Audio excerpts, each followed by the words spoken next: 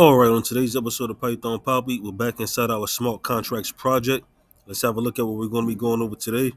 And today I told you that we're going to be going over a new module today, the testing on Tenderly. But I forgot that we actually went over this section already.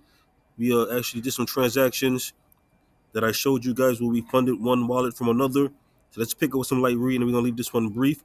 So in this section, we'll be testing the smart contract that we have so far on the Tenderly platform. This is the smart contract that we have so far.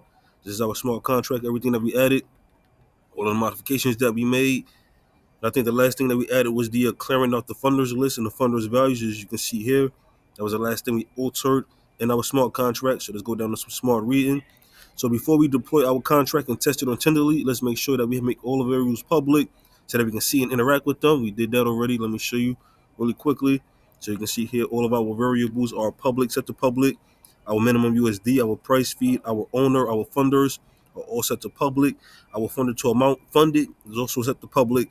So we are able to see everything that we deploy on the Remix IDE. Let's go back down here. So with that done, now we should be able to fund our smart contract, list all of the different funders who send funds to our contract, see the balances increase as we receive funds into our contract. Now we should be able to withdraw the funds from our contract, and we should see that each particular funder actually funded to the contract. Now to test this new contract out, we're actually going to create a new account in our MetaMask. And I'm not going to go over all of these steps here. Like I said, I don't know how we got ahead, and I showed you the process of already doing this, but somehow it happened. So yeah, I showed you how we funded one wallet from another using the Remix IDE in our MetaMask account. Where we actually we didn't even use the MetaMask, we just used the Remix, the two addresses in the Remix, where I went from one account to another, and I moved the zero point 0.5 of ETH from one account to the next, and you saw how the balances decreased from one account and increased in the other. So that's all that's shown here.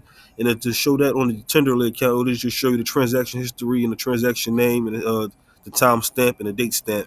But basically, we already went over this section, so I'm not going to waste too much time on it, going over the details. If you want to dive into it yourself, you can.